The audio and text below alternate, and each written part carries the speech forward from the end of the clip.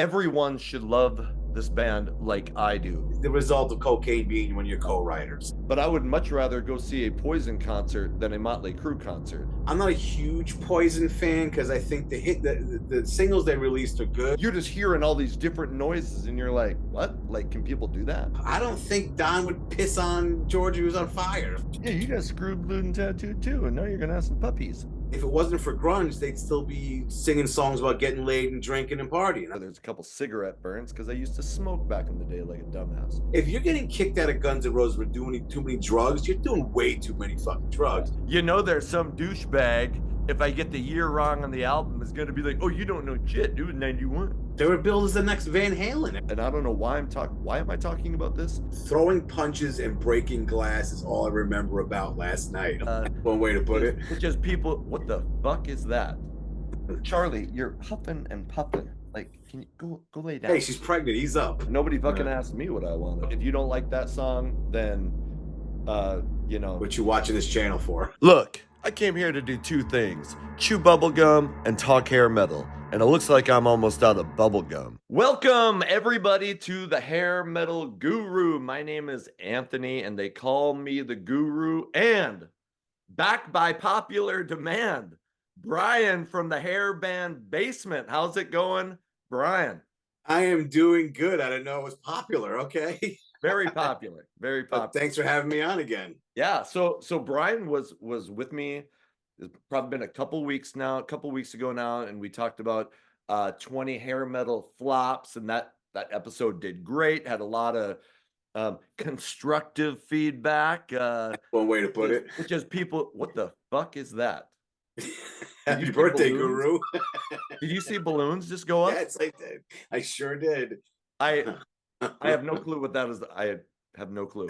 Anyway, so a lot of people loved that episode, and man, it was an awesome conversation. So had to bring you back. And today we're gonna have an awesome conversation about the best opening tracks, best opening songs on hair metal albums. So welcome, and are you ready to talk about the best opening tracks on hair metal albums, Bryan? Well, yes, I am. Yeah, but let me just say this because I want to throw this in there. I do have a show on Station Head. Download the app; you can listen to it. And I actually did a show about opening tracks that I believe was from end of September. At the end of the month, I always do like a theme show. Yep. This one had the end of September was the opening tracks, and I think I'll do another one this week just to kind of companion with this show. Sure. Why not? Sure. And I'll put your information in a picture on the video, so everybody go follow Bryan at HB Basement on X, follow his channel or listen to his show on Station Head. And so thanks for bringing that up. And so before we get into it, I did want to point out that I won't do this all the time, but every now and then I still love to buy physical media. So I don't fine, I have Apple Music, but when it's a band that I really like, I always end up purchasing it. So Cold Sweat. And what was the name of that debut album that they put out? I remember Four on the Floor. I know exactly what it is. It had the cover of I Want to Make Love to You. Yes. If you want, it's right over here. You want me to go get it? If you want to. So anyway, they just put out a new album called Unburied Alive, and it's out through like Ron Keel music website. So it's got 4 new tracks that are awesome, and then a bunch of live stuff. And if you Cold Sweat has Mark Ferrari on guitar, Chris McClernand, who also played bass in Saigon Kick. So anyway, Ron Keel, and you also get like a sticker and this thing, and there's even, and I probably said, but there's even a guitar pick that came. There we go. Breakout was the name. Breakout. That was the original album. So yeah, great album. Just got that. And then one other thing. Okay, before we get into this, so some people put like a PayPal donation link on their site, and I'm like, okay, shit, I'll put a PayPal donation link on my YouTube page.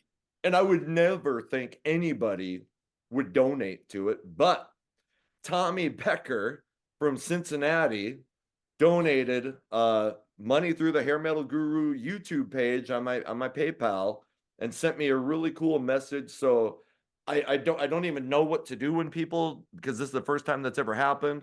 But Tommy Becker, thank you. I mean, really. So and thank you for supporting what I do. And even if, I mean, just people who have subscribed and people who watch, thank you. So much appreciated there. Okay.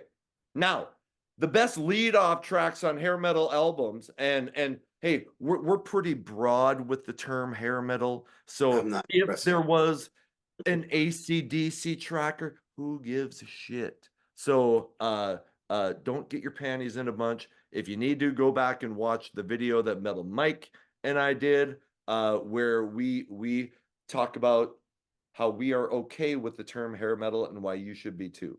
So anyway, we're each going to do 10 tracks, and I kind of said, hey, I want it to be opening tracks that we love, and not just, hey, I love this album, so I'm going to pick the opening track even if it's not the best song. So I am a huge, Warrant is one of my favorite hair metal bands of all time, but I don't think any of their, even though they do have some good opening tracks, I didn't put a Warrant album on here because I think there are other opening tracks that are better. So that's kind You of didn't put Cherry Pie on this I list? didn't What? put, yeah, I did not put Cherry Pie in this list.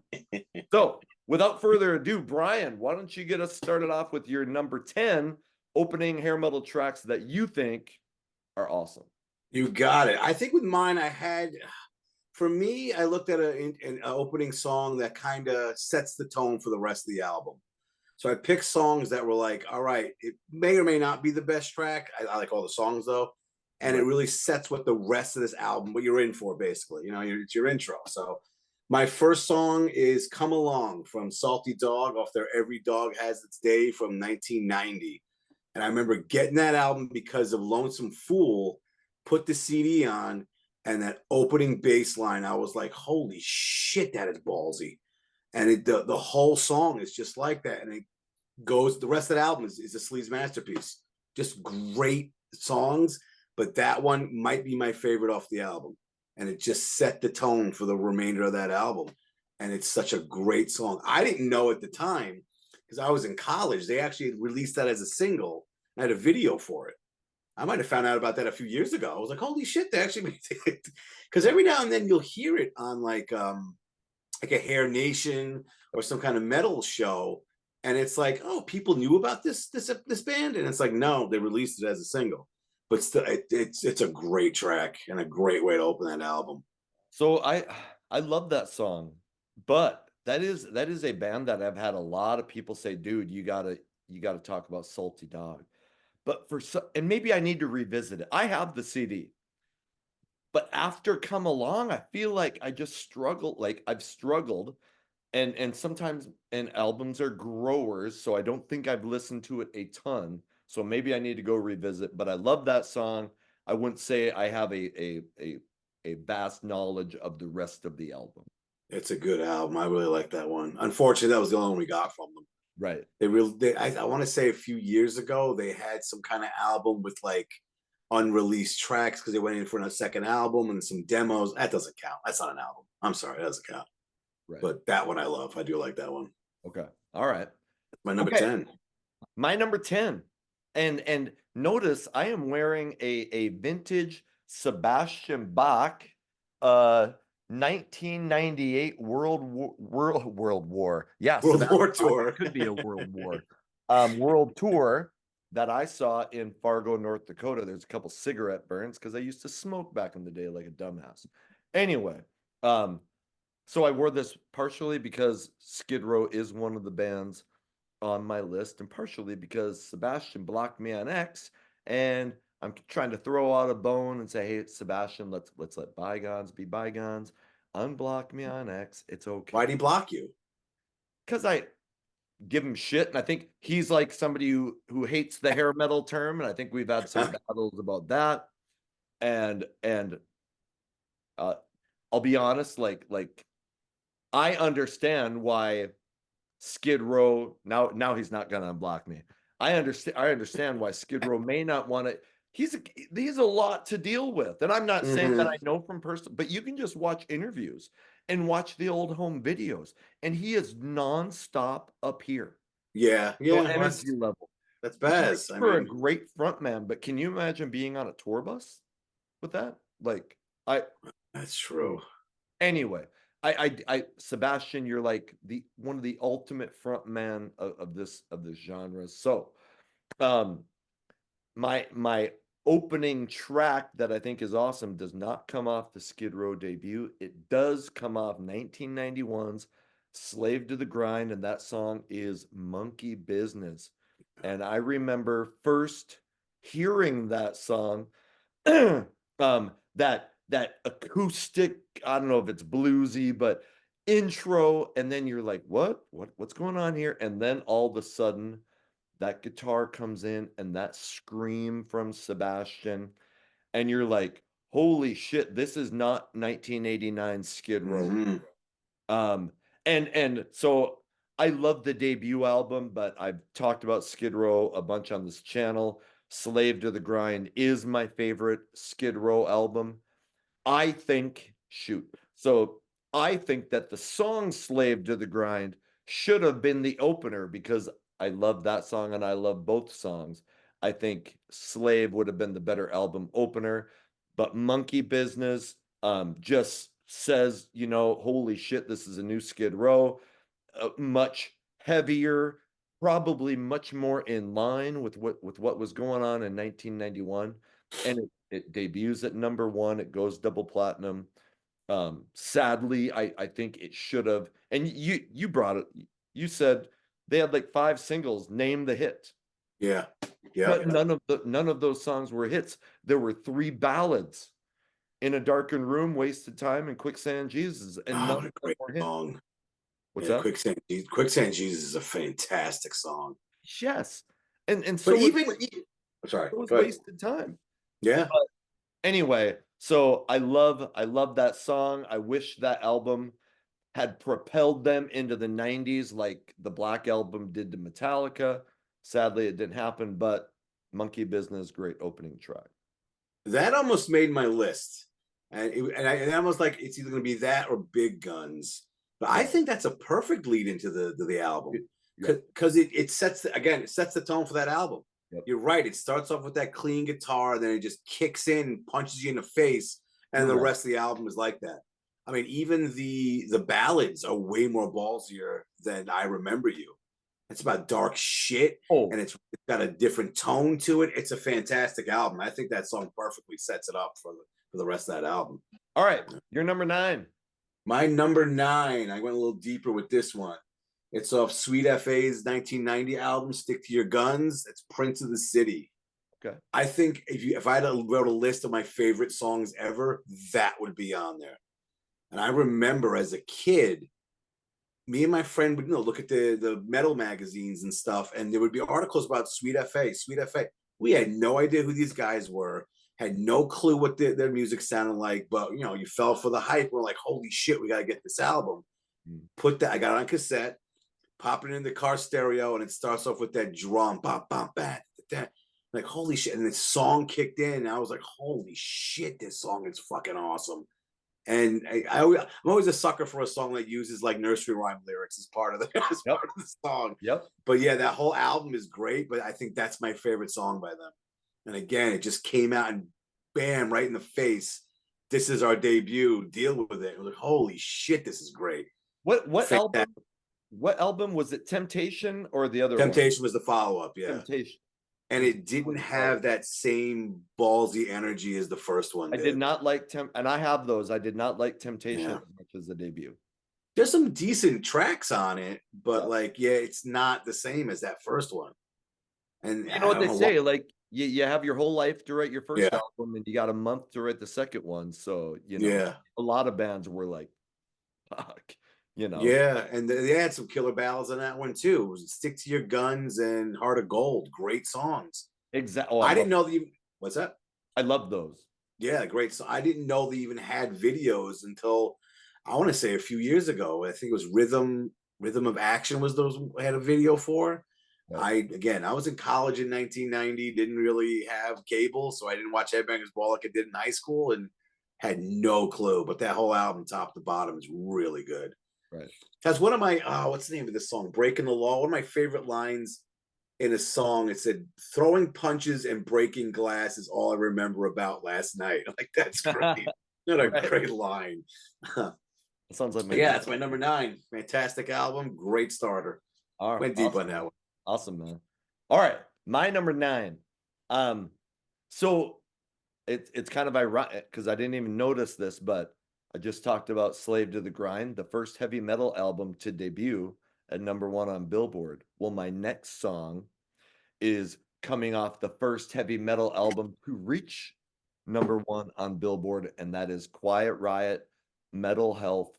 Um, I've said it before. I think a lot of people would probably disagree, but I think Metal Health damn near qualifies as like the hair metal national anthem. I mean, that bang your head chorus, I just, I love uh and I mean that's such a it's a great album, but the more you look at it, there was really only 2 hits. It did sell Yeah. 6 million copies, and and they were the biggest band around for a short while. Then the Hmm. follow-up kind of flops. They try to redo anyway. Um, like Quiet Riot has such a crazy story. I mean, they had a couple albums before Metal Health with Randy Rhoads that were only put out in Japan. Yeah. Metal Health goes bonkers. The next album goes platinum, but by the end of the 80s, they're all broken up and they're playing small clubs. Anyway, Yeah. Yeah. that the opening track to Metal Health, the title track, I still, like a lot of these songs, you over listen to them and I still love when that song comes on. That's a So, great tune. Yeah. yeah, Yeah. I mean, I that made my honorables. I didn't my computer's messing up. But yeah, that's a great tune, a great way to open the album. And actually, I think all those sales mostly came from Come On Feel the yeah, Noise. exactly. Yeah, they released that as a single. I couldn't tell you what the video was like. I don't really Right, remember it. But right. yeah, I think that's a better song. They didn't want to do Come On Feel the Noise. Yeah, They exactly. told the drummer, play this shittily so we don't have to do it. And the guy's like, that's great, let's do this. And they're like, Yep. oh shit, it's on the album. And next And thing you know, becomes it's their their biggest biggest hit. hit. Their And biggest hit. And then, they tried it again with the second album, another Slade song. Who was that? Mama We're All Crazy Now. And they didn't yes, quite catch yes, on. you're But right. yeah, Metal Health is a great tune. Yes, A yes, great tune. yep. Which makes you wonder, what would that song sound like if Randy Rhoads had played on it? Yeah, right. What if he stayed with Quiet Riot? But then again, who's going to be like, I'm not going to join Ozzy's band. I'm going to stay with Yeah. Riot. Well, all the guitar players later on eventually found out what it was like to join and leave Ozzy's band because nobody Yeah, was around for long. But yeah. all right, man. That's my number 9. So what's your All right. number 8? My number 8, one of my favorite bands from the genre, Love Hate, from their debut album. There's a title track, Blackout in the Red Room. Oh, I mean, I adore the first 2 albums. I like the third album too, but Love Hate was such an underrated band. They were ahead of their time. And that song, I believe, was the first single.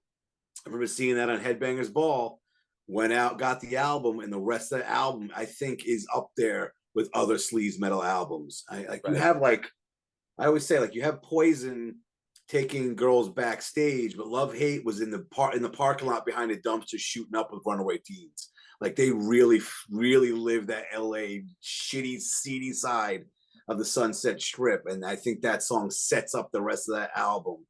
I right. love that album. It's such a great album. And if anyone's interested, someone just I posted on Twitter a while back, or X, sorry, formerly known as Twitter, and someone posted it this morning. Jizzy Pearl, it goes by Jizzo now, has Yep. a YouTube channel that describes what growing up in California was like. What was it like being a struggling band in the Sunset Strip? And my God, the guy can tell a story. Fantastic stuff.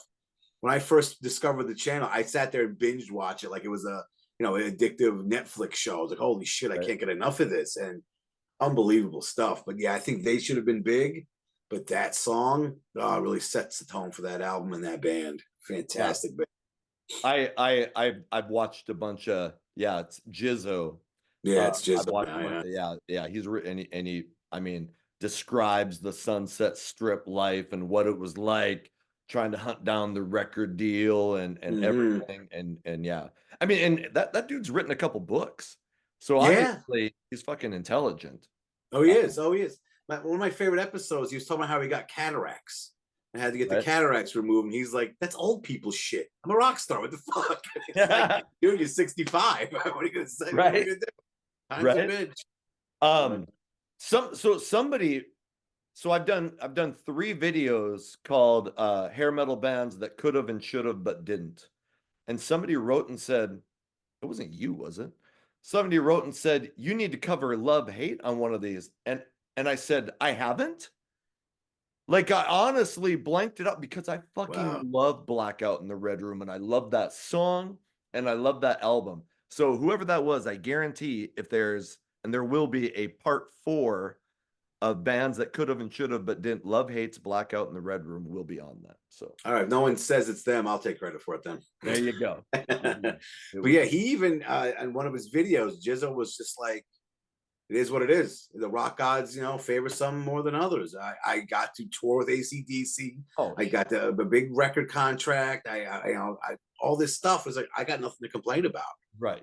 He's like, other people complain about more than I do. I'm the one who was living it. But right. yeah, as you look at that way, I never had a record deal or opened up for AC/DC. I would love to. And you know what? I bet tons of I mean, I'm sure they loved getting famous, but I think a lot of those bands, when they look back on their career, they will say that the most fun they had was when they were trying to make it, when the clubs, when the Sunset Strip was going wild, and it was just a party, and you were playing a couple, and it was like, oh, the diamond, that gold plated whatever is out there and we can almost grasp it. You hear people talk about just how magical that time was. And then when you make it, yes, it's awesome, but then it becomes like nonstop responsibility and all this shit that you thought you were going to avoid when you became a rock star. Well, now you got to get up and do interviews anyway.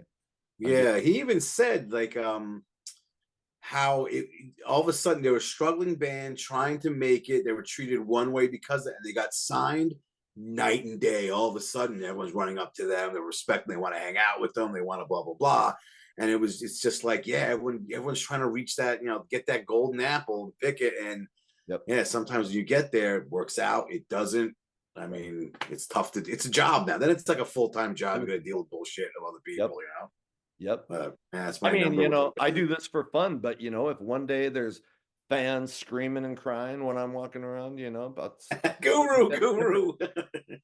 All right. My number 8. And so I didn't want to do just albums that I like. I wanted to, it's got to be legitimately that I love the opening track. But I love this fucking album. I love this opening track. The band is Sleeze Beez. It's not even so they did have an album that come out that's called Look Like Hell, but wasn't a major label release. Sometimes people get pissed if you forget that, hey, so technically their major label release is Screwed, Blued, and Tattooed, but they did have an album before that. Anyway, the opening track on Screwed, Blued, and Tattooed is called Rock in the Western World. Such a great tune. And that it's like injecting fucking caffeine into your vein. That opening riff, and Andrew Elt has, like, I don't know, just the guitar riffs combined with he's got this scratchy kind of higher voice, and it just fucking gets me going. And I just love that album, and I wish that album had blown up. They did put out a really good follow-up called Power Tool, which I have the huge poster. It's right there over in the corner. Anyway, so great band, Rock in the Western World. Check that song out. If you don't like that song, then what you watching this channel for? Go take a dirt nap, because you fucked up, buddy. All right. Yeah, I forgot about that song. And I saw you showed me your list. I saw it. I was like, fuck, that's a good tune. Like, god damn, what a great leading song. I Yep. remember getting that on cassette after seeing Stranger Than Paradise on probably Headbangers Ball on whatever MTV time was. And popping that thing in and that song kicks in, I was like, holy shit, this song Yep. is amazing. Yep. God damn. And yeah, that is just a fantastic song. I mean, it just has that whole, not only is it has the sound of a great album opener, you can open up your shows with something like that. Oh yeah. You know, amazing song. The Really is. title track, Screwed, Blued, and Tattooed, is another one. I mean, That they one have too. that I just feel like, oh my gosh, you just want to fucking go nuts. Those songs are just Yeah, yeah. Great tunes. It's a great yeah, album. It's a great yeah, album. great But album, yeah, great album. that one, that first tune, oh my God. Yeah, Just unbelievable. Yeah, it really hooks you in. yep, yep. All right, that was my number 8. What's your number 7? My number 7, I almost replaced it with something else, but it's Bulletboys from a self-titled debut from '88, Hard as a Rock. Okay, And that thing does not even give you some kind of riff or any kind of drum beat. It just hits you in the face. And here we are with the Bulletboys. And it just kicks in, and oh, what a great song. And it, like I keep saying, it leads into the rest of the album. Like, all right, you know what you're going to get now. And yeah. fantastic debut. Such a great album. And that's the way to start off your career, basically, as a recording artist. You know, Yeah, so good. I love that. I love that song, and I really like that album. Why did that album not do bigger? I mean, they had the budget. Ted Templeman produced. You know, was it they didn't have the a hit ballad or Yeah, maybe. I just don't know. Smooth Up in Yeah was a big song, right? and For the Love of for Love of Money was pretty big. Though I'm not too crazy on that cover, but yeah, maybe that was it. I have no idea. When you think about the other albums that came out in '88, yeah, they all had the big sappy ballad to kind of push Right, things along. But I couldn't see Mark Turenne singing a right, song about how his girlfriend dumped him and he's heartbroken, and right, I can't. That's not a Bullet Boys thing. I just can't right, see that, which I right. respect them for that. I mean, it's a Sure, great album, sure. and they I just mean, he didn't had the do that. look as the singer. They had, I mean, they had phenomenal guitar player. Now I can't remember his name. Um,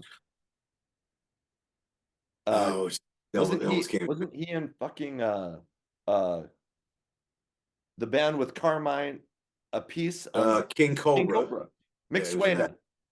Mick Yes, Swayman, yes, there you is he go. the There it is. guitar player? Anyway, Yeah, yeah, I just, like that was a band that I think everybody was thinking was going to go multi-platinum, and they were billed as the next Van Halen. Everyone was like, yes, "This is it. This is exactly, VH2." It's yeah, no, didn't happen. yeah, Which again, the rock gods do what they want, make their decisions. fuck, What is yeah, what is up to us mortals to decide whether they made the right decisions or right, not? right. Nobody fucking Uh, asked me what I wanted, so yeah, exactly, exactly. yeah. All right, okay, my number 7 came out in '86, and this is one of my top 5 favorite hair metal bands of all time. It's Cinderella, and like they got shit for that goofy look that they had on that cover, but those songs were so far to me like above.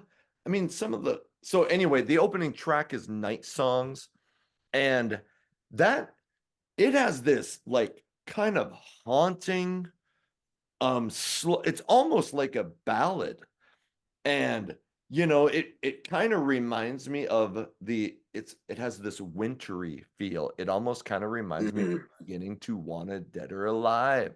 You remember the video, and they're walking in the they're all cold and shit, and so for some reason I equate Night Songs, the song, with Wanted Dead or Alive. But anyway, um, it's slow, but it's dirty and it's kind of scary. And it is, to me, so original from what most hair bands were I mean, most songs were about, hey, I want to have sex with you, or I want to fall in love with you, or something and I liked that shit too back in the day. But Night Songs was completely different. And I worship that album. Worship the follow-up Long Cold Winter. I've stated it before. They started to lose me on Heartbreak Station. Mhm. Got Me Back was still climbing in 94, but I agree. it was Yeah. just a little bit too late. But anyway, the title track of 86's Night Songs album, phenomenal opener, still one of my favorite songs of this genre. That's a great pick. That is a great pick. And you're right. You look at that album cover, they got the lace and the purple and pink stuff. Yeah. It's like, what the hell is it? And you put that album on and it's heavy. Oh yeah. You don't expect that kind of stuff, that kind of music coming out of the guys from the cover. And yeah, that song, I think, again, sets the tone for that album. It was different and it had a different feel to it than most albums at the time. And I still remember, I saw them in, with David Lee Roth's Extreme opening. I want to say it's 91, maybe. It had to be 91 because Lillian Axe came out. Yep. And I think that them playing that song was my highlight of their performance. Oh yeah. It was unreal. And you're like, holy shit, what a song. And they came out and just killed it live. Wow. Just wow. But no, not to give any spoilers away, but they might come up again on my list.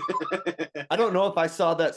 Well, it must have been because the first time I saw Cinderella was with Roth was the headliner. So I mean, I'm assuming they only did one tour together. But I think so. Yeah. And you know what? The other, I mean, I don't consider Night Songs a ballad. The only song that maybe people consider a ballad is Nobody's Fool. And that was not your typical hair metal ballad. If it's a ballad, it's a slower song. And I love that song. But even that lyrically was so far beyond, oh babe, I love you, oh babe, I miss you, So yeah, man, great band. Yeah, they really were. God, yeah. Yep. All right, man. You're number 6. Cool. My number 6, where I'm at. Oh, another big album. Smoking guitarist. It's Hungry from Pride by White Lion from 1987. Yeah. Just Vito ripping out that riff to open up the song, and the solo on that song. Oh my God. And just the rest of the album is that good. It's just that good. Probably one of my favorite songs by them. Right. But to open with that, oh, it's tasty. I've been saying this on X and on my station head show often, more than enough, actually. If you're listening, Vito Brada, if you're watching this channel, and you should be watching, please come back and make new music for us. We need it. The music industry needs you. Just come back, please. Like, it's just such a talent. And part of me respects. He says, "Fuck it, I ain't doing no more. I'm done." But I would love to hear something new from him. That band, so Pride comes out in 87 and goes, I think 2 times platinum, has almost a #1 hit, When the Children Cry. But then Big Game. Yeah. I loved Little Fighter, but honestly, outside of like the big cover song, Radar Love, I don't really, that album kind of let me down. Yeah, I agree. Come back with fucking Main Attraction in 91, and I love that album, but yeah, by then it was too late. And man, I wish that album had blown up because Vito should. I'm not a guitar player, so it's not always easy for me to know, oh, that guy's a great guitar player, that guy's not. Any idiot can listen to a White Lion song and know that Vito Bratta knows his shit around the guitar. Yeah, I mean, you're just hearing all these different noises, and you're like, "What? Like, can people do that?" Yeah. Well, the funny thing was, what's his face? Who was the bassist? Lamenzo? Was that it?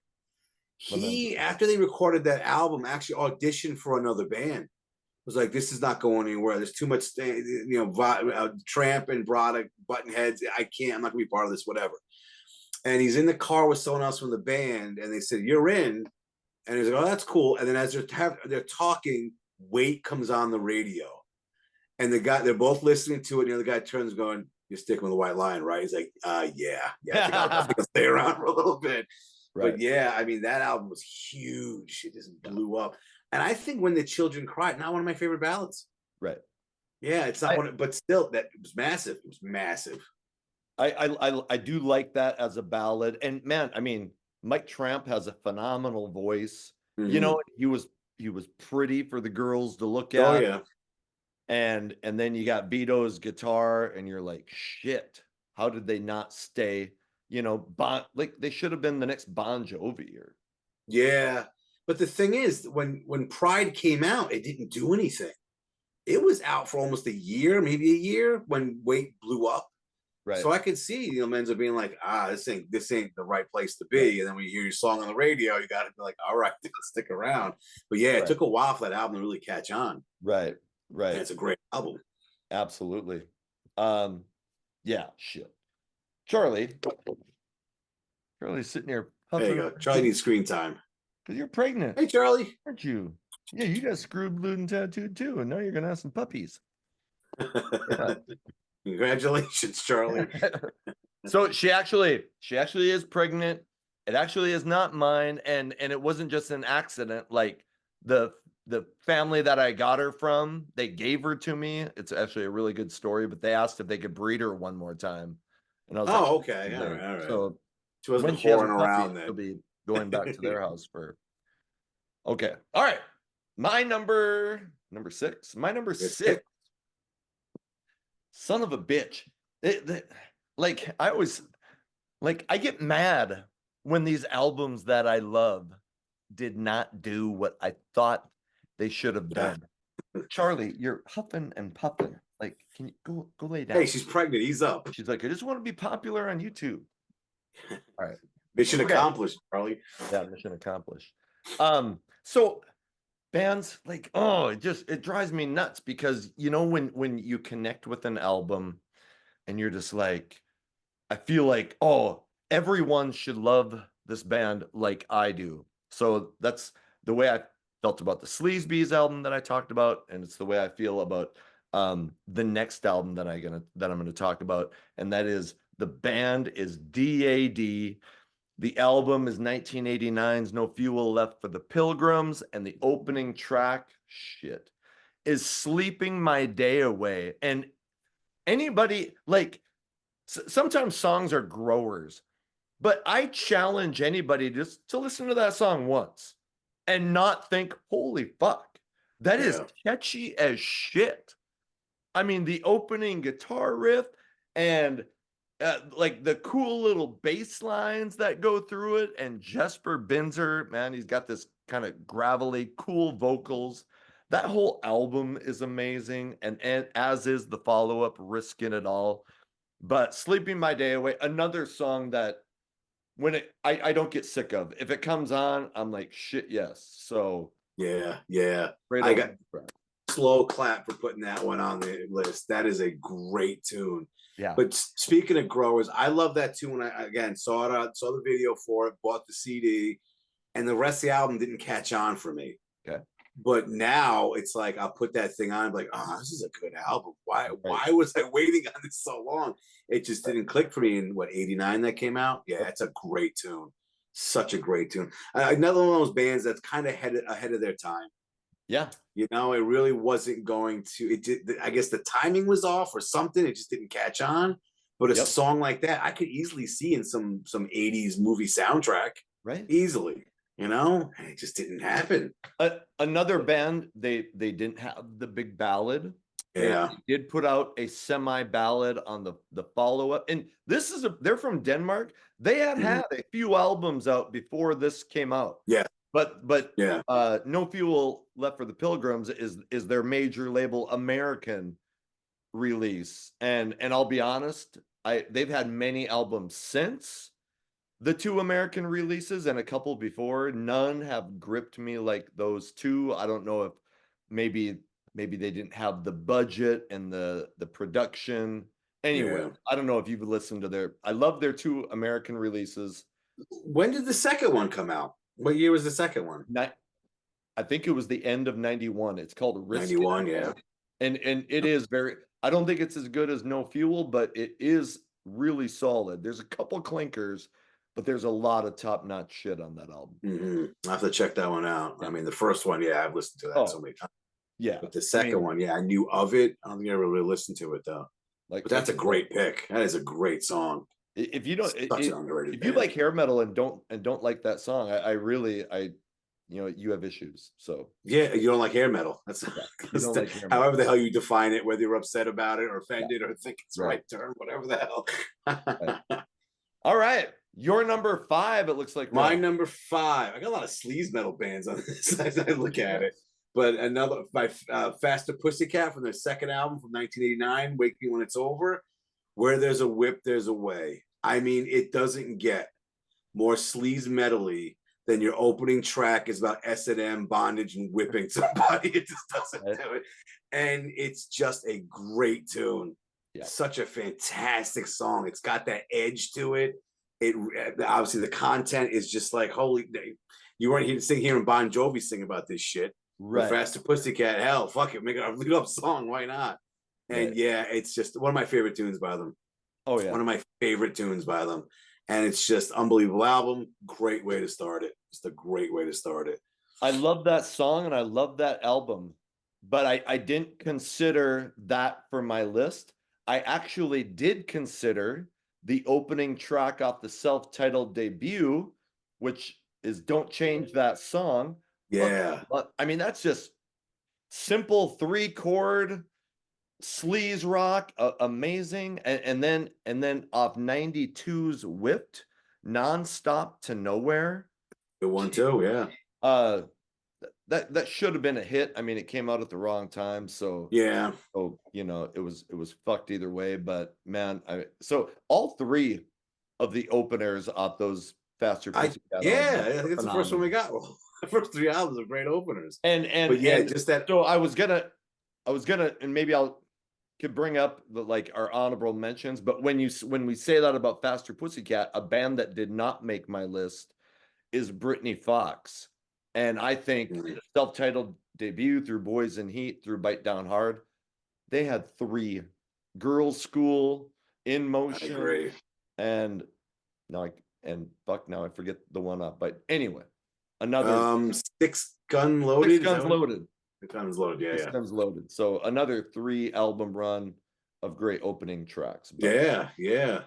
Yep. So great choice. I love that. Thank you, sir. Thank you. All right. My number 5, fucking 1992. I probably covered this band too much. They were in my first episode of 10 hair metal bands that could have and should have but didn't. They were in my The Curse of 1992, the bands that the hair metal bands that got left behind. And that band is Wild Side, and the album is Under the Influence. And the opening track is "Hang On Lucy." It was the lead off single. Great tune.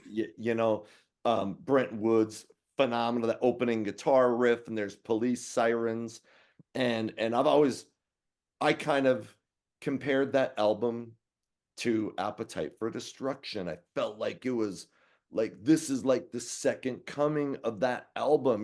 This sleazy, like gritty looking LA rock band, sleazy opening song. There was some great ballads on there. So it got screwed by timing. This thing should have blown up, but Hang On Lucy, amazing opening track, and one of easily in my top 5 underrated hair metal albums of all time. Mm-hmm.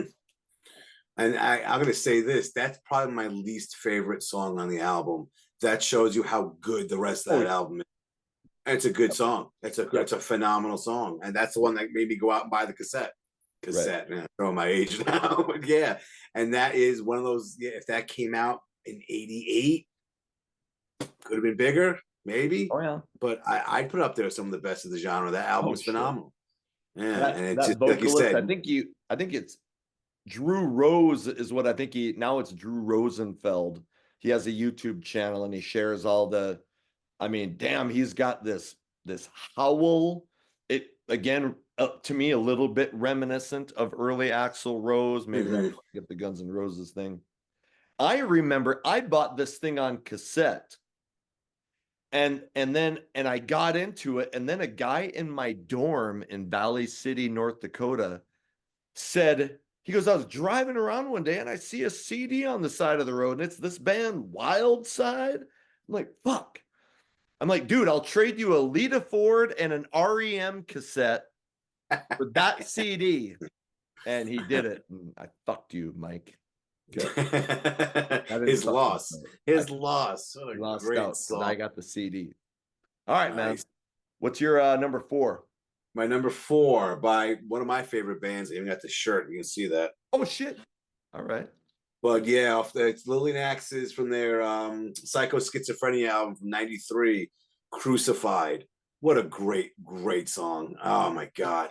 And this came out at a time where these bands were trying to find their footing with grunge running the show now. And this song has a darker tone to it, but still has elements of hey, this is what we were a couple of years ago. Right. And that whole album is just phenomenal. The whole album is like that. Again, it's this a darker tone with this like that's what I'm looking for. It's still Lillian Axe. You can still hear, it sounds like them, but they're evolving kind of with the times, but they did it well. And some of these other bands try to do something different because of grunge, and it's just shit. But like this album, it's got Psycho Schizophrenia, and I think Winger's Pull are two of the bands that actually able to do it and do it well. But that's another band where the first 4 albums, every song is a killer opening track. Yeah. Every single album, every single song of those first 4 albums. Yeah. I even had Dream of a Lifetime played at my wedding. Right. So that shows how much of a fan I am. Right. But yeah. I said about Psycho Schizophrenia and Winger's Pull, and I'm going to add Warrant's Dog Eat Dog. Yes. Motley Crue's 94. I said they took the best elements of grunge and the best elements of hair metal and moved with the times. They didn't completely abandon their old sound, but you could, like, the lyrics were getting more serious. The guitar was getting a little edgier and a little harder, but the tone was getting darker as shit. Yeah. And I remember I forget who I had the conversation with, or someone said, like, well, if it wasn't for grunge, we would have seen more of this type of these bands making more of this music. I'm thinking now, if it wasn't for grunge, they'd still be singing songs about getting laid and drinking and partying. I don't think that would have changed anything, Instead, we get stuff like, like you said, Dog Eat Dog, Psycho Schizophrenia. I'd even throw, like you said, Slave to the Grind into that. It's a lot of pull.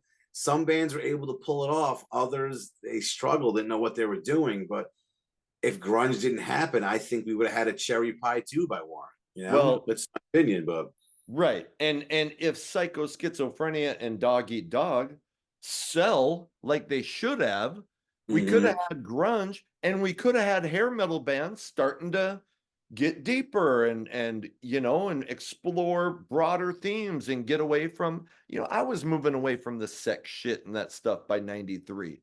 So, it would have been nice if we could have seen more Pulls and Dog Eat Dogs, but yeah, I don't think some of those bands had it in them to do it. Oh, sure.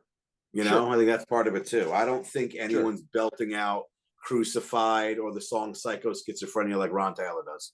Right. It's just not gonna happen. Or I don't think they're writing riffs like Steve Blaze is on that album, So I mean, I think it takes the chops too. Yeah. But yeah, those albums at that time, great stuff. Just great stuff. And I fucking worship that band, and you're probably gonna hear from them again later.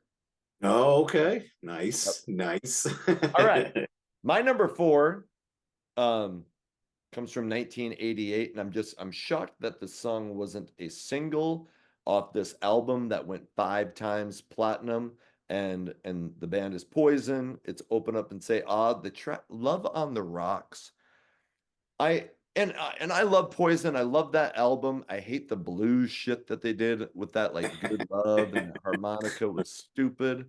But Love on the Rocks, I felt like it stood up next to, Nothing But a Good Time. It's kind of a party song. It's kind of a sexual, but it's got this simple but super catchy guitar riff. I still like, if I put I try to work out every now and then.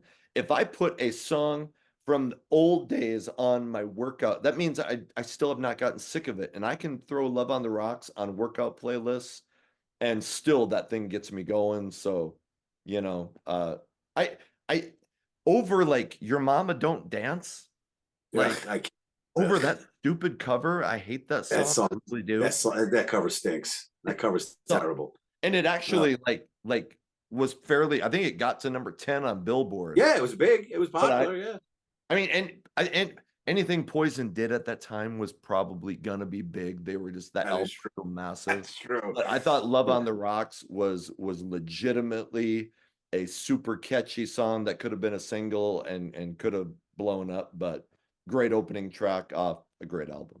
Yeah. See, I'm not a huge Poison fan because I think the singles they released are good, but a lot of the deeper stuff I'm like on.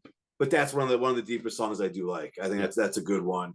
But yeah, like you said, like Your Mama Don't Dance. I remember seeing that video as a teenager, going, "What the hell? What do they do?" And is that the video at the end? They like have their signatures sign on the screen as they freeze frame as they're on stage, and it was like, "This is I over the think top I'm not corniness." sure, you know. Yeah, but that one I didn't like. But yeah, that's a good opening track. Yeah. That's definitely a good opening track. And I agree they didn't always have like great like album tracks, you know, their singles were always good.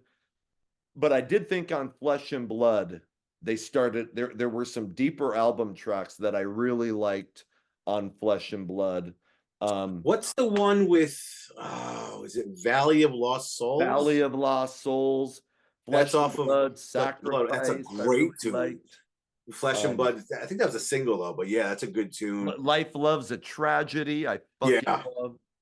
Anyway, that's off. yeah. But yeah, I agree with what you're saying. I almost picked Cry Tough. I am a Poison fan off the debut album. That was their debut single. It kind of Yeah. bombed. Luckily, Talk Dirty to Me came in and saved the album. But I thought that was a super catchy, and you know, Yeah, it it's not a bad tune. states your purpose, like, hey, got to cry tough out in the streets to make your dreams happen. Like, hey, here's this band recorded their debut album on a $23,000 budget, and somehow it goes triple platinum. Anyway, Mhm. uh, Love on the Rocks, great opening track from Poison. Yeah, because when I was in high school, like it was like, it's Poison, that's girls' music. But then I like Warrant, so go figure.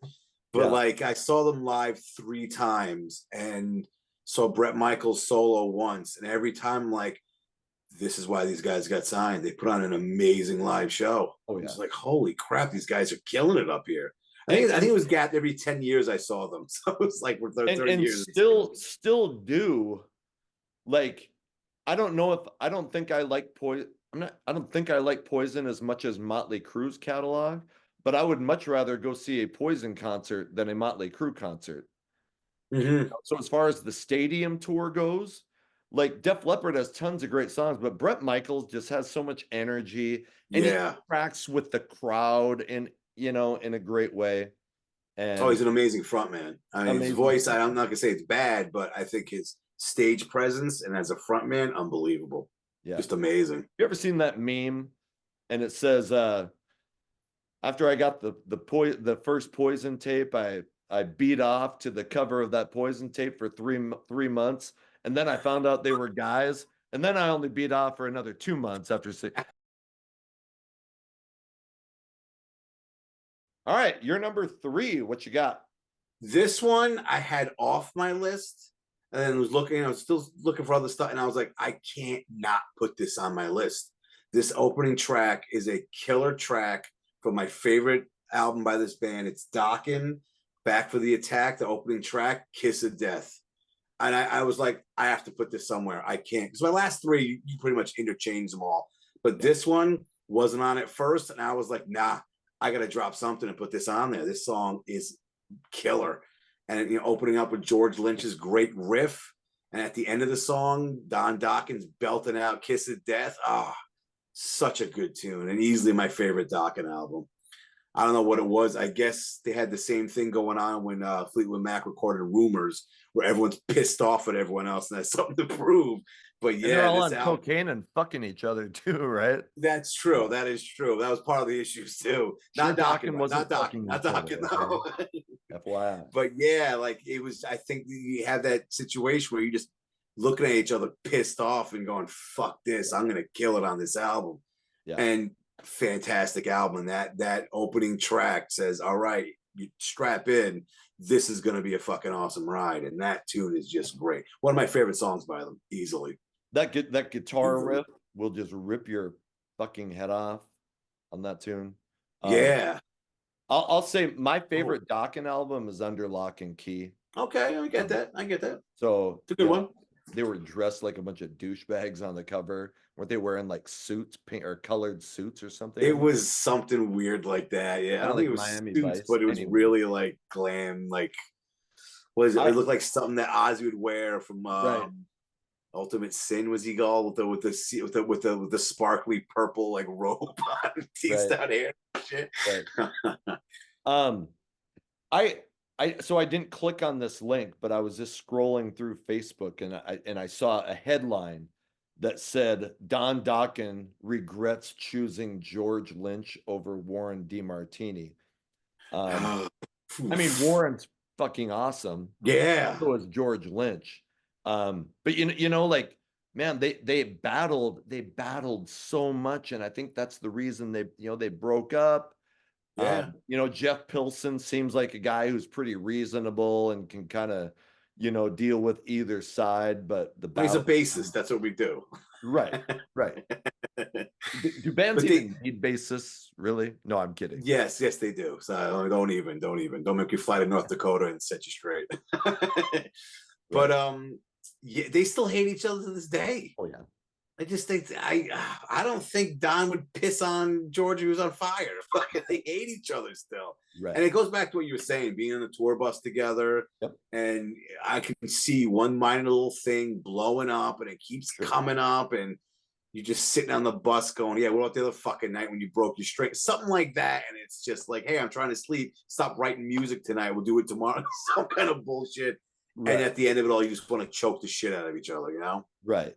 And then you got to get up on stage and pretend that you like each other. Exactly. Ugh.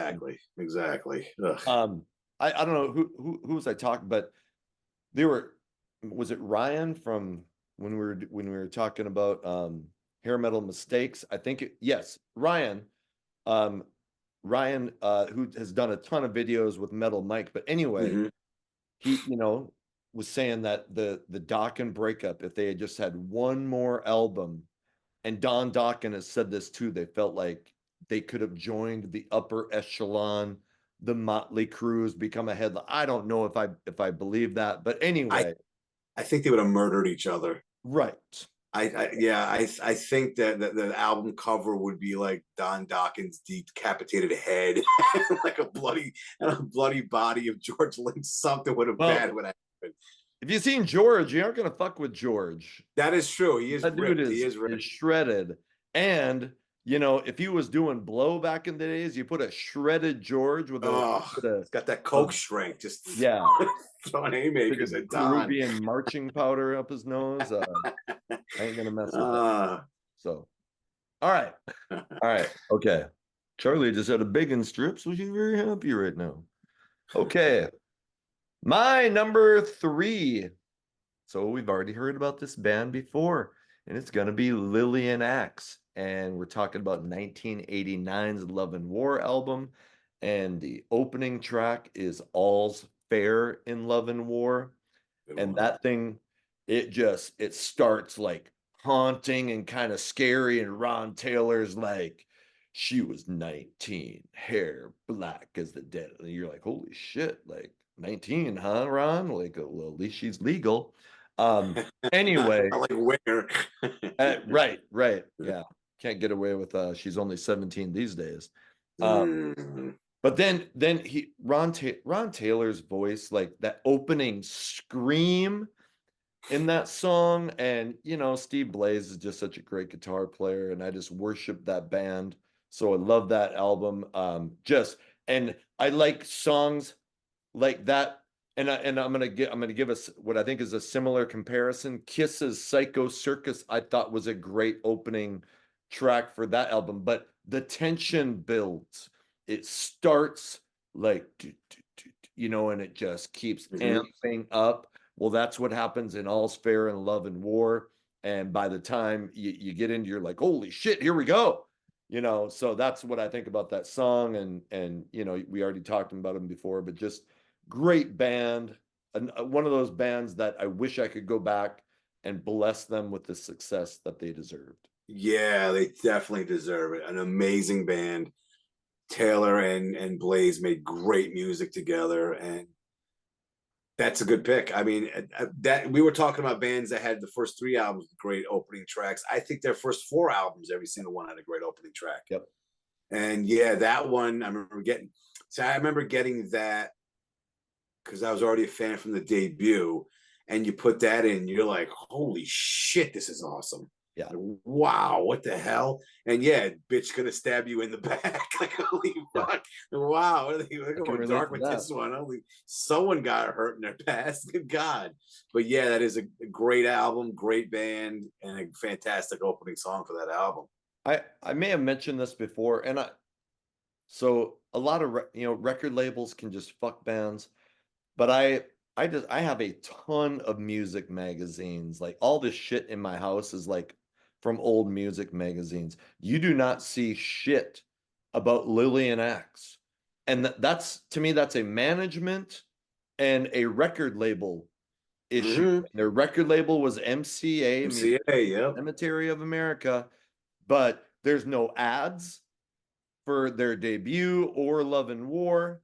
I have an ad somewhere for Poetic Justice, and I bought it online on eBay. But go search, and I do all the time, Lillian Axe, Love and War, ad or poster. You won't find shit. Well, they switched labels for Poetic Justice. That was the issue. The MCA has just a history of being shitty with their album 3. You're right. That's right. Yeah, and they actually released the best of Out of the Darkness into the Light just to get out of that contract. Yep. They're like, fuck it. There's an out. It's an old band trick. You throw out a live album or a best of just to get the contract says 3 albums. Here you go. Yep. And I think they went to, was it IRS? Grand Slam, IRS. That's exactly. Yeah. For the next 2. And yeah, that again, a band that should have been huge. Oh my God. While I look at this genre, they're at the top. They're at the better than most of these bands. I mean, just unbelievable stuff. You and I, Metal Mike, Ryan. I mean, basically anybody that I've ever had on this channel, everybody is a huge Lillian Axe fan. If you watch this channel, what the fuck is that? Some bubble. Thumbs up for Lillian Axe. Yeah.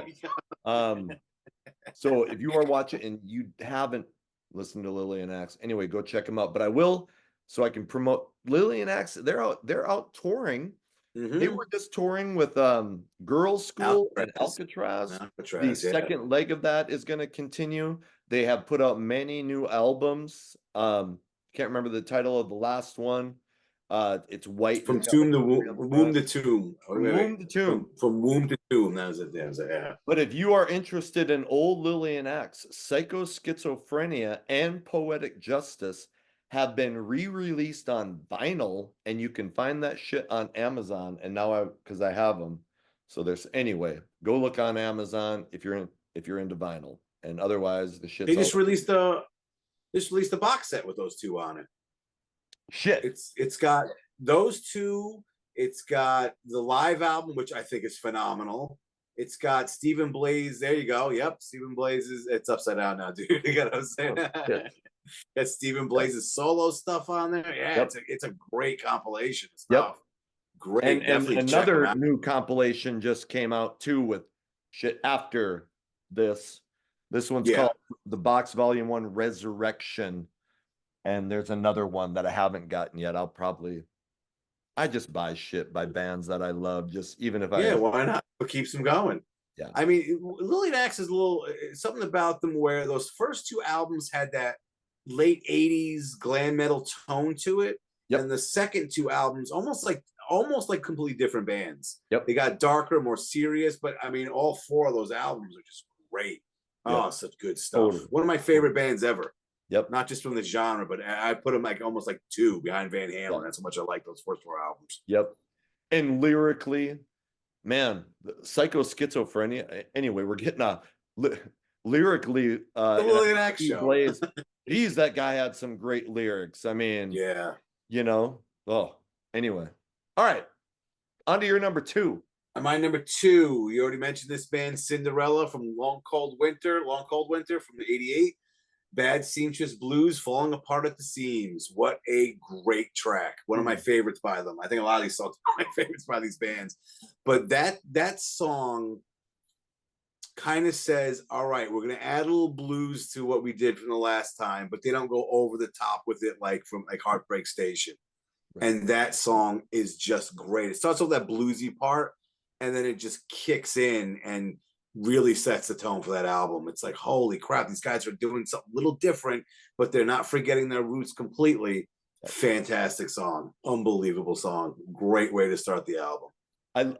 So I love that acoustic intro, and he's like, looking out. I'm not a singer, so don't let me fucking sing.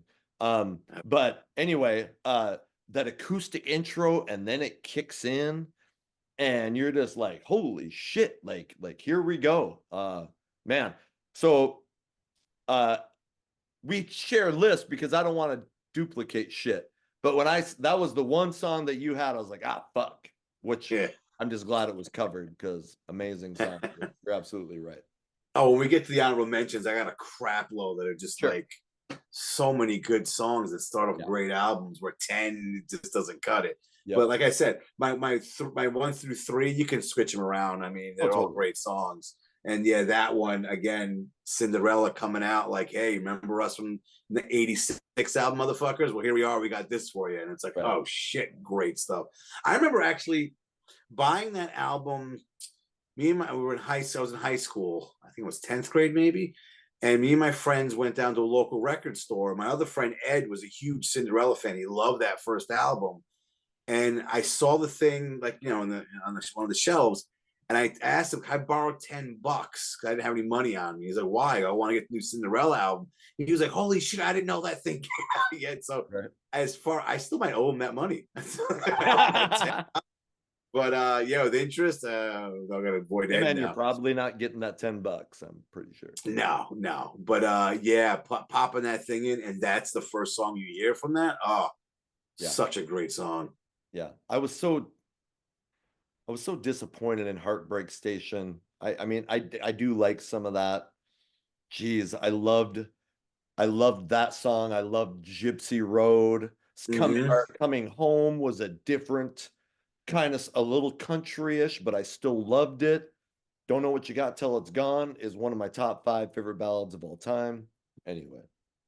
But they found that balance. It worked out really well. And then Heartbreak Station, they tipped the scales, and all of a sudden now you got too much blues, and it's like, all right, there was some blues shit on Long Cold Winter, and I'm like, hey, fine, I get it, you like the blues. I mean, hey, you got to satisfy yourself. But on Heartbreak, it became, all right, we're going full throttle into that other field, which, hey, you can do, but you can't expect all the fans to be like, hey, I mean, I hate fans who are like, you gotta love everything by the. No, you don't. I mean, if a band puts out a shit album, you know, I probably buy it because I buy everything by most of these bands, but you're not gonna get me to, because somebody was pissed that I like it. I was ragging on the upcoming Motley Crue song. I said, I'm expecting the worst and I'm hoping for mediocre. And somebody's like, well, you should support the band because, you know, like true fans. I'm like, you know what? Motley Crue, in my opinion, musically has basically been shit since '94. Has there been a couple good songs here and there? Yeah. But then, you know, they put out that contract. They're like, oh, we're never going to tour again. So they're not exactly the most trustworthy band of all time. So I'm like, no, I don't. I hope it's awesome. I hope it comes out and we all fucking love it, you know? But no, I'm not going to love it just because it's Motley Crue. You know, if a band puts shit, and I don't know why why am I talking about this? Anyway, I got off track. The blues. The blue went out when they had the blues. There are a lot of blues on Long Cold Winter. So no, I hate the song Long Cold Winter. Fucking hate that. Yeah, that's a skip for me on that one. That is definitely a skip. The rest of the album's great. That one, absolutely. Even when I got it, I'm like, what are we doing? You're not at some, like, you know, cabin or shack in the you know, New Orleans bayou. Knock it off. You're from Philly. Calm down with this shit. Right. All right. My number. So I didn't put these in any particular order until my last two. And my last two, I kind of tried to do songs that yes were amazing album openers, but I also they were of historical significance. So number two is Welcome to the Jungle by Guns N' Roses off Appetite for Destruction, comes out 80. Makes sense. Yeah. And that, you know, that album probably epitomized, almost is one of the you know, it's sold God knows how many copies, probably over 20 million by now. I mean, to me, Guns N' Roses is still living off that album. The Use Your Illusions were decent, but they weren't up there with Appetite. And Welcome to the Jungle, you know, the album had been out for a long time and it kind of stalled, and suddenly Welcome to the Jungle starts getting played on MTV, and suddenly that shit just blows up, and the album just starts selling hundreds of thousands of copies a week. Sweet Child of Mine goes to number one. So it is an amazing album. That is an amazing song, and it's an iconic song in the history of hair metal. One of those songs that you point to, like, that was a changing moment. You know, that was like, hey, now we need to start getting a little bit more sleazy. You know, Motley Crue on Theater of Pain had started kind of dolling themselves up a little bit, and Guns N' Roses came out and said, no, this is the new direction we're going in.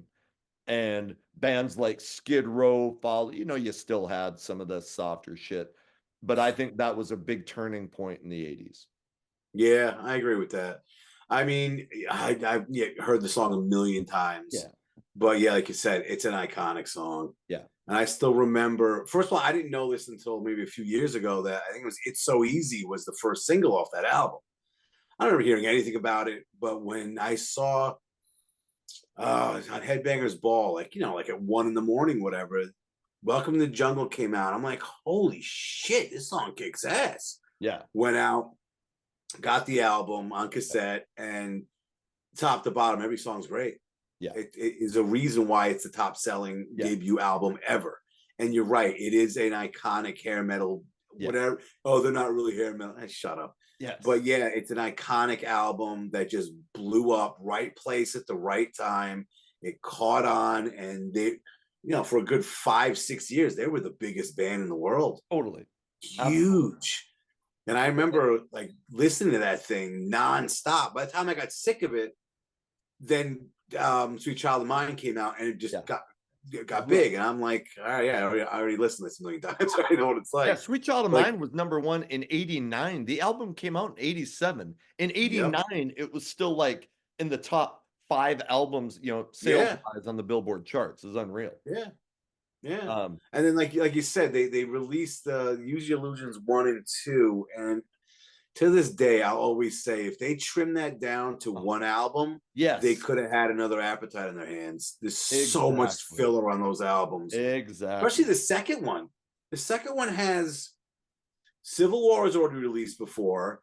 Knocking on Heaven's Door they did, but it was famous for the show at the Ritz that they televised, which was a better version. There was another version of Don't Cry for some reason. You Could Be Mine was already released as a single because of Terminator 2. And that song, oh, My World? What the fuck is that? We're talking about these bands doing rap songs. Guns N' Roses are doing a rap song. And then there's a lot of weak songs on Use Your Illusion 1 as well. But yeah, if they condensed that to one album, that would have been Appetite too. That would have been just as big. Yes.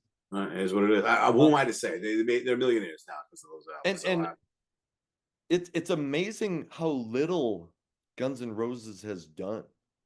Yeah, you're right. I mean, they put out that gut, and I've talked about Chinese Democracy in the Flops episode, but they have done, they're living off, which Use Your Illusion to me should be one album, and Appetite for Destruction. I mean, Lies wasn't even a real album. The only real song they probably still play is Patience.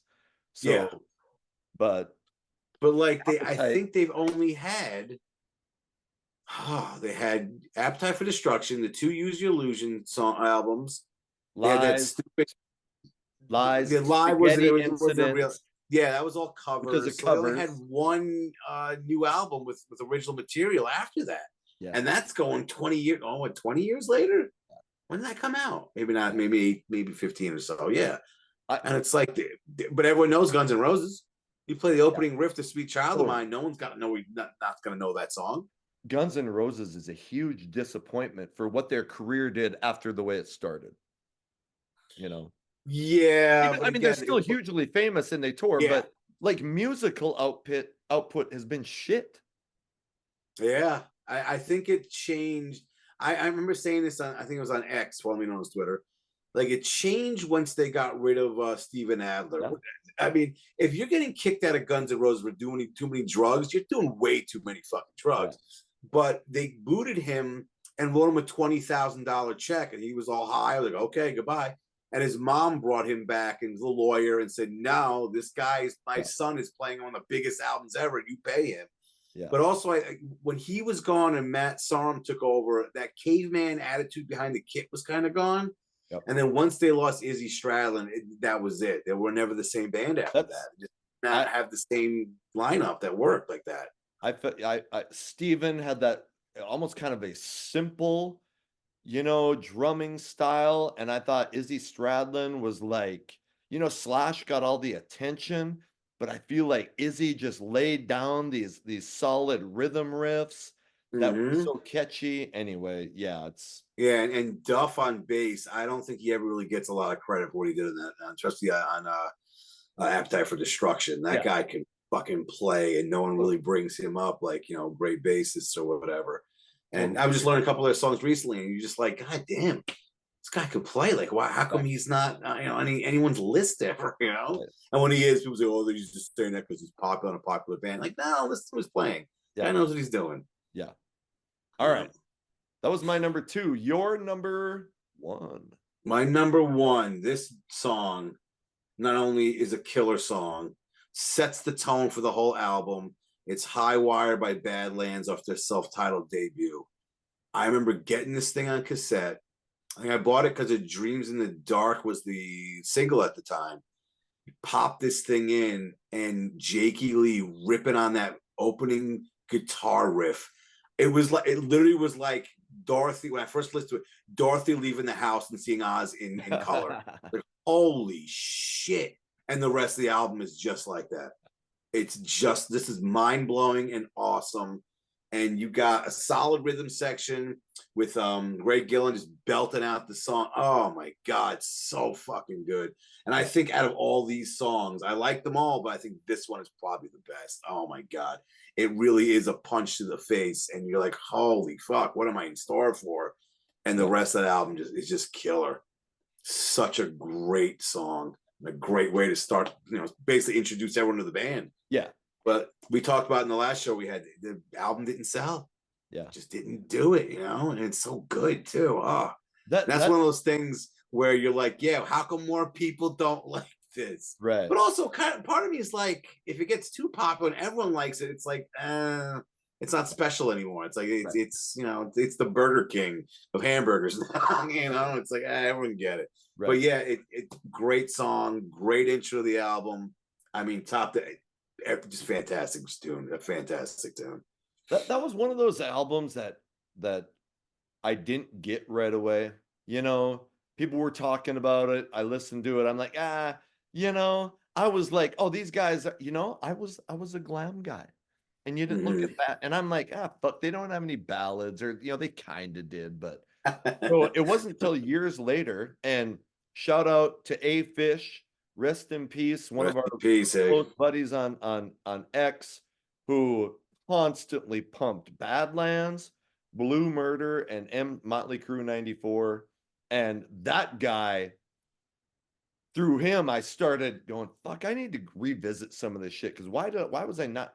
And now I really got into the Badlands album and Blue Murder, and I always liked the MC 94. But yeah, I mean, that's because so many people in underground circles, or whatever you want to call it, worship that Badlands album. But what, did it sell 400,000 copies? I mean, I don't think it was. Yeah.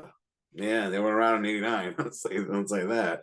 Yeah. But it's such a fantastic album. Like, everyone in the band is unbelievably talented, and it's just like, Oh, why, how? Like, I can see being in that band, like, I don't get it. It's Yeah. not sell. It's a great Yep. album, but it's Yeah, what it that is. guy was a phenomenal guitar player, and Ray Gillen, who, sang in Black Sabbath for a little while. Amazing voice. I don't know who the drummer was. It was Kenny What's his face? Chasson. Singer, Eric Singer from in Yeah, Kiss. Eric Singer. Jeez. Yeah, Eric Singer yeah, from Kiss and everybody else, and Kenny Chason, who yeah. was Chase on. the brother of Todd Chase from Tough. So Mm-hmm. yeah, full of musicians, and yeah, Yeah, that's a fun. it's And again. then Ray I'll Gillen passed away from AIDS yeah. years later. That was a sad But story. yeah, and what's his face? Jakey Lee, and another phenomenal guitarist that just said, "I'm done." Yeah, He disappeared for a while, and then released the Red Dragon Cartel. I think he yep. had 2 albums, 2 albums. which are really good, and Yeah. then just walked away again. He's with, I guess, him, Vito Bratta, and John Sykes are just jamming somewhere alone in the woods. It's like, Yep. Yeah, But and yeah, it's a 3 bummer. phenomenal guitarists that just walked away. Absolutely. Absolutely. All That's right. my number one. My number one. So we talked a little, we've mentioned Motley Crue. And I'm the hair metal guru. I consider myself somebody who knows a lot. It's not like I know everything, but I know a lot about this genre of music. And I've always known that it's been accepted that Motley Crue was the beginning. But even so I'm going back to, and I'm like, oh, I gotta look up Too Fast for Love because Live Wire is the opening track, and I think I'm gonna use that. That album came out in 1981. 81. Like, I still, to this day, I'm like, didn't it come out in 83? 2 years before fucking Rat came out with their debut, 2 years before Metal Health came out. So they were so early to the game, so ahead of their time. And Livewire, that opening guitar riff, is a statement. And to me, talking about like announcing, you're announcing your purpose with an album. Well, this was like announcing a whole new genre of music, and which, you could probably say like hair metal was really inspired by Van Halen and the musicianship, but nobody was going to be able to copy Eddie. No, But that's on pride. Motley Crue was more attitude, and it wasn't like, okay, we got to be the best players, but it was just a completely new sound, a new attitude, a new look, and that inspired fucking everybody. So, I've talked a lot of shit about what Motley Crue has done after 94. Generation Swine was just a fucking disgrace in my opinion. And Diary. while New Tattoo had some moments, I wanted to like Saints of Los Angeles, but nothing grabbed me on that album. But damn it, from 81 to 91, or Dr. Feelgood, and then Decade of Decadence, man, they were a phenomenal band. And it all started with Livewire on Too Fast for Love, November 10th, 1981. Yeah, that is a good pick. That is a good pick for your number one. And it's just, you're right. It started it all. It's Yeah. that, I mean, you have other bands that you Yeah. got your roots, your Van Halens, and Yeah. some would say Queen, Led Zeppelin, Sabbath. I mean, a lot of these guys were influenced by these bands. Yeah. But yeah, you're right. It's the attitude where it was like, all right, that's the video with what didn't what's his face, Mick Mars, have his pants on fire, just playing away. Yeah, that's you're saying something with that, and you're right that for 10 years or so, Motley Crue was huge. Yeah, they were huge, and I mean, not for nothing, they had some dud albums in that time, and still were big. Yeah, they were still I'm not a huge Theater of Pain guy. Yeah, and I think Girls, Girls, Girls, that album's the result of cocaine. The result of cocaine being when you're co-writers, and it's like, what? But still, like Wild Side and Girls, Girls, Girls are immensely huge songs. Totally. They're gonna play those things live till the day they all die. So worked for them, I guess. I guess you can say. You're right. They were just huge in those 10 years. I would give Your Left Arm to go see an early Motley Crue club show before, before that album. Just, I mean, that's the beginning of this. Yeah, yeah. I mean, that, most people would say Van Halen isn't really they inspired hair metal, but Yeah. in the Sammy years they kind of became more hair metalish.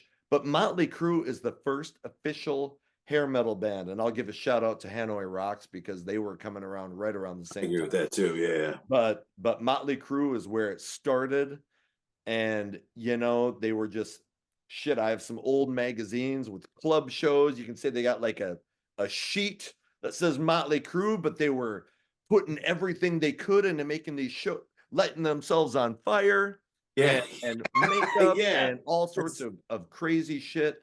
So, I just love the idea of going back, and like that's where it all started. So Because I remember my number one. seeing maybe a year or two ago, it was Motley Crue. I forgot what the concert was, and they're playing songs from their new album, "Shout at the Devil," and you're just like, what I would love to see that. Let them play. I Yeah. mean, you see the whole show, but still Yeah. to be there and Yeah. shout the devil is you go. I'm sure there's people in the crowd going, "Oh, new songs, fuck this! I'm getting a beer, or taking a piss." Yeah.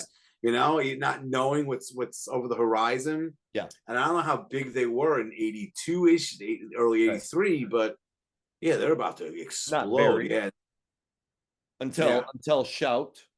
yeah.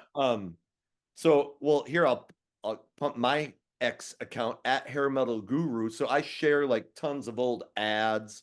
I frame all these, so I share a lot of pictures and things like that. Anyway, I just Good shared stuff. Yeah.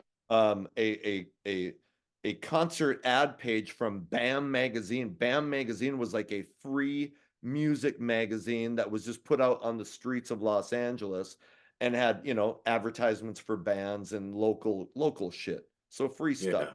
Yeah. But I just put, there was an ad, and it was in 1982, so before Shout came out, and it was like, oh, Van Halen at, whatever, the big Los Angeles arena. But then The here's a Enormo little thing Dome. for Motley Crue playing a little club show, and you're like, oh fuck, so I love the Wow. history of this stuff, and so Motley Crue started it all. So yeah, so follow me on X, and you get to see like all kinds of cool shit that you don't get to see here. Piece of history. Yeah, I'm the one because used to when you show like review for this album, I'm the one panning in to look at the other ones Oh, too totally. and taking the whole in and checking Totally. out like that. Why did this And asshole like what the Kerrang used to use the K's? Why did this Yep. asshole only give it 2 Ks? Fuck this guy. Yeah. Yep. Like, what are you talking about? You're a nerd. Shut Yeah. up. I haven't That been was through like that lately. I remember, oh God, David Lee Roth was saying he was asked about how do you feel about Van Halen getting like worse reviews than like oh what the hell was his name, Elvis Costello. Like how do you feel about him getting his albums rated higher than yours? He goes, that's because they're rated by guys that look like him. That's why. And it's like, yeah. I mean, I never understood like people that review movies or music. It's a matter of taste. Yeah. And if you don't like the band for whatever reason, or you're just not into that music, why are you even reviewing it? Why do I care what you think? Yeah. And you're using K's to judge an album. That's just stupid. Yeah. It's just dumb. What are we doing? But, like, I have nothing against Bob Dylan. I like some Bob Dylan songs, but people would probably say historically Bob Dylan is one of the most important musical artists of all time. But I would much rather listen to Warrant's Cherry Pie than Bob Dylan. exactly. I couldn't change the station fast enough if he came up. Like, whatever. Exactly. Again, personal taste. I'm not knocking Bob Dylan, but I just don't. Yeah. Yep. Own none of his music. Yep. There's a good reason. Mentions? Shit. Honorable mentions. It's because I got a buttload. This one almost made it for me instead of Hard as a Rock by Bulletboys. That's Let It Go from High and Dry by Def Leppard. Oh. Great tune. My favorite song by them.